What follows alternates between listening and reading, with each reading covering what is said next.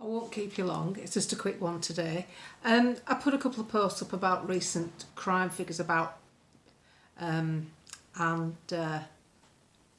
I was questioned about the authenticity of them.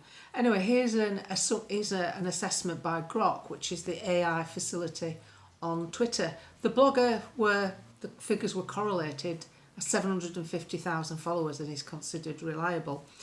Grock says the numbers are approximately correct based on official police records, ONS, for England and Wales. 68,000 in Germany in 2023 and 39,000 from the French Interior Ministry. 42,000 including assaults. Polish reporting 1.1 thousand. There's a massive difference. Grock says reporting rates and definitions vary from country to country, but Poland's decline in sexual assaults correlates with strict immigration controls, unlike rising trends in other parts of Europe, where higher immigration appears to be part of the risk. Now that's AI. That's not, opinion. That's AI after they've looked at it, however they do it. Now, point number 2, because we're dealing with crime and punishment. This is a bit of a worry.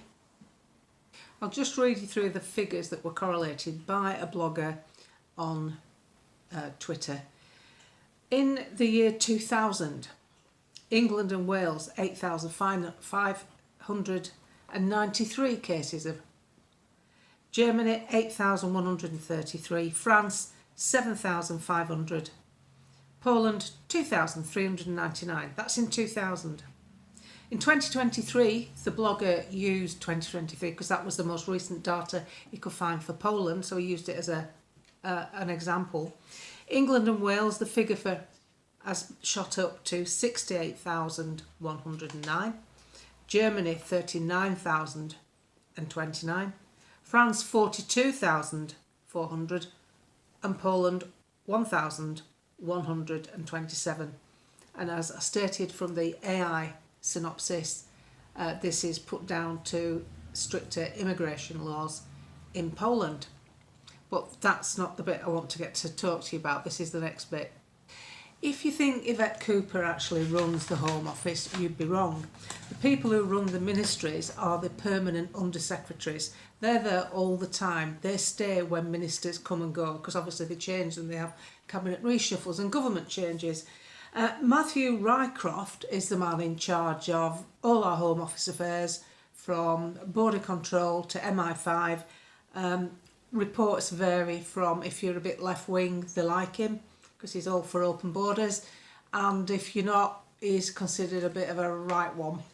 So he's the guy in charge of all this, and they're pleased to announce the Home Office, and I've got the government document here. I mean, I can show you the lead header. It's our friends SERCO.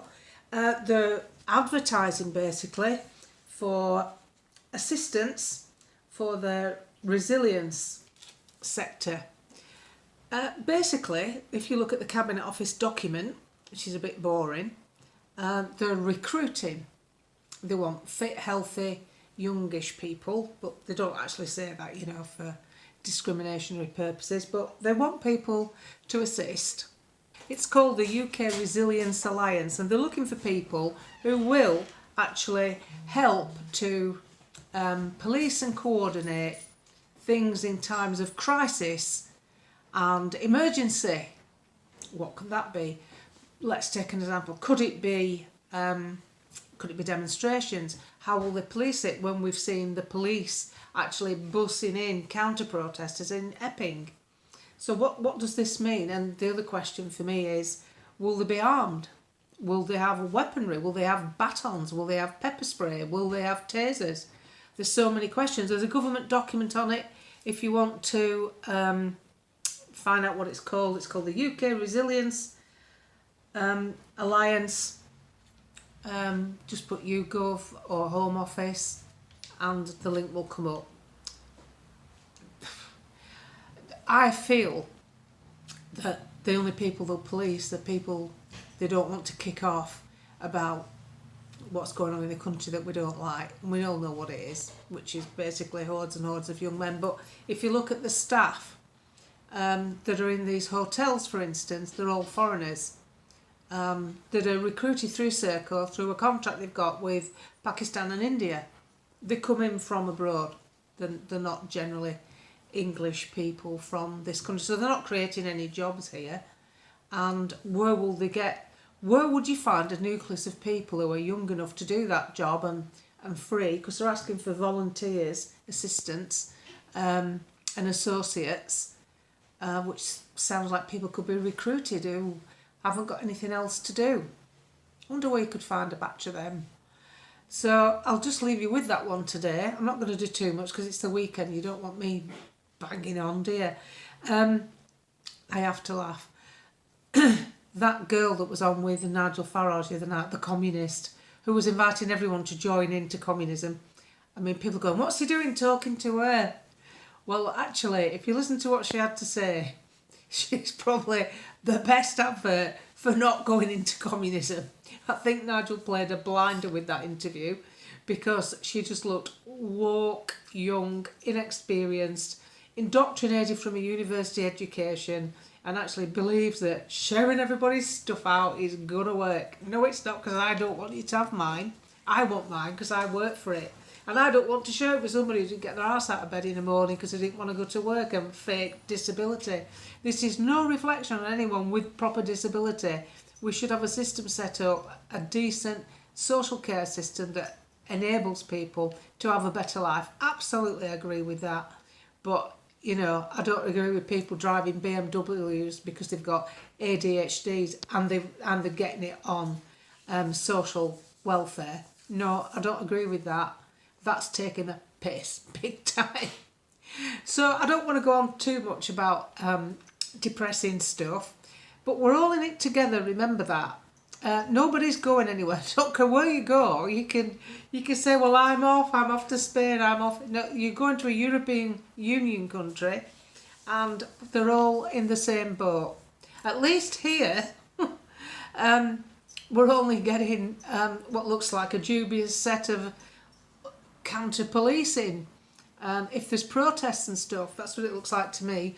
In Europe, Ursula's thinking of having a dip into your bank account so she can go and do a big shop and get some weapons. Who'd have thought Jeremy Corbyn would have had some plus points, because at least he don't want war. But he'd just have everybody coming in. I don't think they've actually considered how big Africa is, have they? If Africa is a football pitch, Britain's a pound coin, and Africa's emptying at the moment because they all want to come here. Ironically, because it's easier to disappear here. A woman from Deal in Kent told me that she sees often when she's walking a dog on the beaches of Deal, abandoned dinghies. This is nothing to do with the ones who are picking up at the RNLI. They just disappear. This is Deal, this isn't Dover. And do you remember that girl from GB News, Polly Middlehurst? She used to come and read the news. Her mother also said something similar, and she lives at Deal in Kent. So I think it's, somebody said it's every man for himself now, June. I think I'm not the type to go to a demonstration anyway, because there's not usually any going on. And unless you get a massive crowd, they always look like a failure, because that's how the media put them across. And if the media don't cover them, if the media, the mainstream media, the distrustful mainstream media don't put them out, don't show you what's gone on in London at a peaceful demonstration, nobody understands it's actually happened. People are living their lives in the suburbs and away from London. Nobody knows it's happened. You have to be engaged in politics to know it's actually taken place. So in a way, the people who aren't engaged in politics will gravitate to one source for a saviour. There are no saviours, by the way. It's up to you and me. Up to you and me to do the best for your family and make sure that you're ring fenced. And the best ring fencing you can do is to look after yourself and do not risk your income to speak out. It's all right for me, I'm retired, but I don't recommend anybody risking their income. You put your family first, you put your wife and kids first, you put your mum and dad first, you put what's going on in your household and your budgeting, you put that first and you don't risk it. Because there's a lot of people talking about it, And at the end of the day, the people who aren't engaged will come out on a given day, and the political aspect of what's going on will get sorted out because they'll vote for my favourite and yours, Nigel, because they don't know anybody else. It's that simple. And nobody will want Starmer. We cannot trust the Tories. As I say, wait for the next big instalment from January, making all right noises in all wrong places. I can't help feeling I get this premonition she's going to come out of a pie shop chasing a cheese and onion pie being nicked. So we are all in it together, but your safeguarding starts at home. Consolidate, don't stretch yourself, try and be as prepared as you can, and look after your loved ones. That's what we're all about. And put the government on a back burner. Don't dwell on old stuff, because a lot of the stuff that's going on probably won't affect you directly. It's not going to affect me, whatever happens at a demonstration, because I won't be there. And that's how you've got to look at it. Is this going to directly affect me? And if it isn't, park it. Don't take it home. Don't dwell on it at night in bed. Watch some bloody crap on telly. Talk to a mate. Watch some cats getting stuck in Venetian blinds and puppies. Do something that cheers you up. Go in your garden. Go for a bar snack. Get on with your life. We've a long way to go, and life's for living. And I've seen too many people worry about Brexit, WASPy, different things, and then they die for some other reason. And they never realise it anyway. It never comes to fruition. Do you know what I mean? So never risk yourself and your family. Never.